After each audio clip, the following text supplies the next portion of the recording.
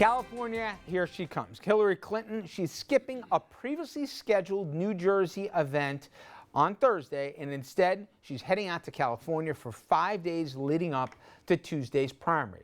New Jersey also votes that day, and the Garden State could put her over the top before the polls even close out west.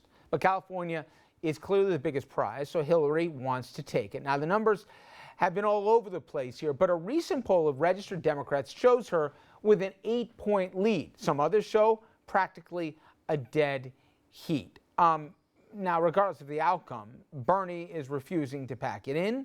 Is he also overplaying his hand? Before we get to Bernie, put the stakes on this in terms of she can win with just the math. By the end of Tuesday night, even before that, we count the votes in Jersey, she might be the nominee. Is all the rest of it window dressing, or does she have to really win California for it not to be a bad day? Well, yes, she does need to win for the optics of it. She only actually needs, I think it's less than 10%, about 8% of the delegates. But the fact that she is hobbling into the convention at this point just shows a very bad sign for her campaign. The heart and soul of her party is with Bernie Sanders right now. If it weren't for the superdelegates, this would be a very competitive race. It is the only thing, but and those are people have to remember. And you know this from PR. But at what point does it say, okay, she won, right? It doesn't matter, you know, if Cruz and whatever kept on thinking Trump's the nominee. When does the math make it moot? Now, I'll get to Bernie Sanders in a second, because I'm not minimizing how much of a headache he's causing for her. But at what point do we turn the page and say, okay, it's not pro forma, it's now done? But we've been saying that this entire process. But you haven't secured that no one she ever will thought that he ever would. Right, she 100%. will. But we've been operating off that narrative through this entire thing. I don't think until the convention that she's going to have to really do a lot of work, and the DNC is going to have to do a lot of work to try to bring this party together. Does the Republican side thought that it was going to happen with them, and now they're going through it. How relevant is he if after Tuesday night, a week from today, she's got the actual numbers? How much do people still pay attention to Sanders? He's relative up, and as Jessica just said, up until the convention. He can give Hillary Clinton hell up until the convention, because he can point to a party that is not divided. But my thing is this, Bernie, if you want to be number 2 on the ticket, just say it and put your cards on the table and move on. All of this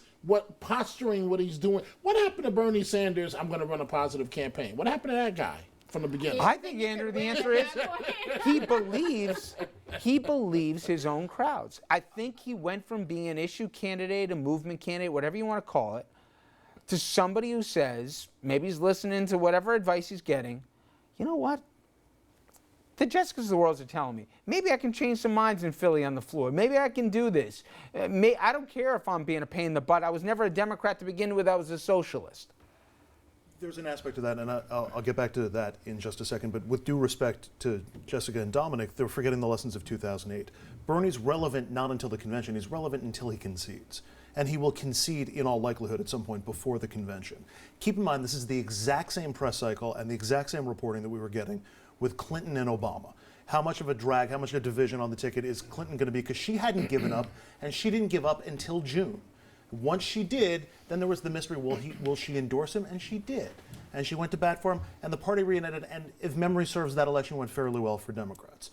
Now, I think Bernie has been reading and perhaps getting a little drunk off his own headlines, but maybe he thinks that if I'm advancing this movement that I'm trying to start, I have to hold true to my campaign. And he can't be seen as laying off the gas. Otherwise, he's abandoning not just his campaign, but the movement that he's looking to start first. There's a way to accommodate them both. They'll figure out a way to do it. He's not going to burn the party down because he burns himself in the process. Scott, it's also about leverage, like anything else. He's got something. Now, I feel, though, there's been a sense, and it's hard to quantify it, the last 72, 96 hours, people are saying, what are you doing?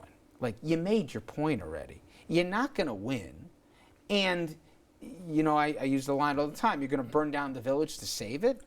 It does seem he's turning some people off. Jerry Brown endorsed Hillary, not a big surprise. The biggest environmentalist in California endorsed Hillary as well, which is a little bit of a surprise. There are some who are saying, you're causing more harm than you imagine right now. And whether or not he cares, that's a different story. It doesn't feel right anymore what he's doing. Am I wrong?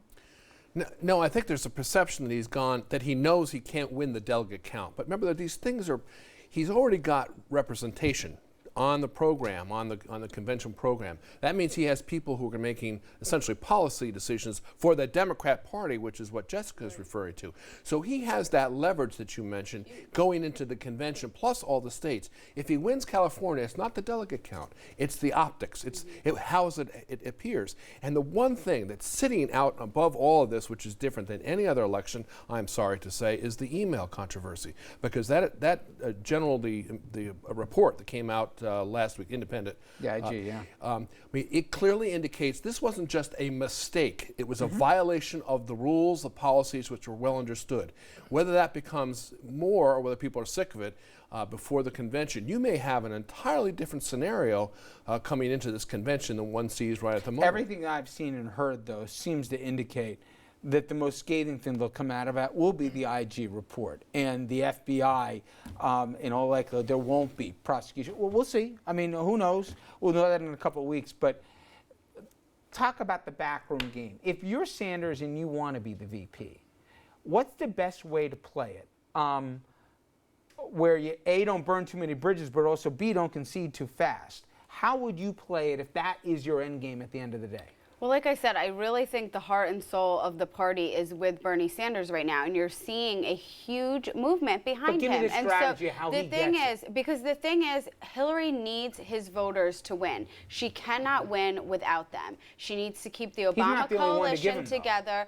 No, but they are right now. They view her as untrustworthy, dishonest, and You're catering giving me to all the the negatives at 1%. Hillary. My question I'm was, if saying- you're Sanders and you want to be number two on the because, ticket, how do you Richard, play it's it? his voters. It's the voters that she needs I'm not that are disagreeing operating with you. underneath that. Here's how I'm you not. do it. He's bringing that to the table. It's incredibly important for her. She cannot win the election without them. So he can play She's the right. game where he knows that she needs that. She gets Absolutely. Elizabeth Warren, let's say. no, Then no, she wait, gets- wait, wait. Elizabeth Richard. Warren's with Bernie too. It is Richard, part Richard. of this huge wing of this party think right you're agreeing now. with me. The reason why Bernie is outspending Hillary Clinton 2-1 in California, if he wins California next Tuesday night, New Jersey will put her over the top delegate-wise. If he pulls off California, that's a deal breaker, and then she's got to. So Andrew's right to this degree. If he wins California, Hillary has to come see him.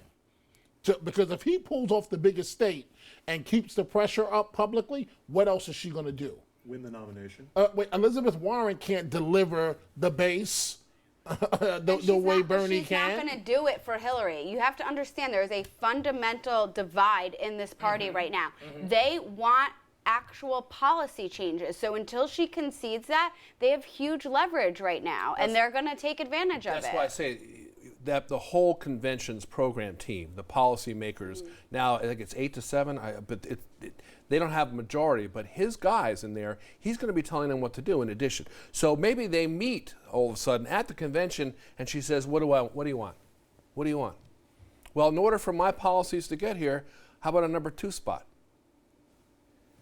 I still don't think at the end of the day she makes him the running mate. I can't imagine that he's the number 2 spot. I just can't imagine. I don't think he wants it. I don't think she wants it. Well, I think he wants it. I don't think he apparently. does.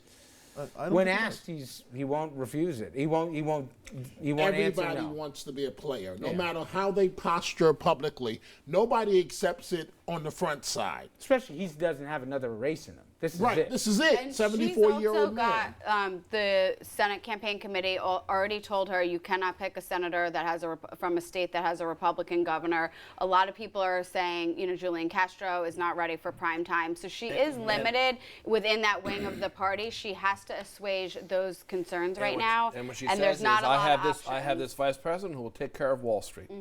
Eliminates all the downside on her side. Says he is going to be my guy, point man on revolting It and would be changing actually a Wall very Street. smart move on her part. And then I think. bury him. Once then- you're, yeah. and then Well, once I you're in got office, she's another burying him. variable, which is what about a third party? And usually we laugh around this time of the year here, but maybe we do it at our own peril here. What would that person? How would that person play the role of spoiler? Who would this candidate maybe pull votes from? We're going to talk about that here and the real potential in this election cycle. We might not be laughing in November about it. Stay with us.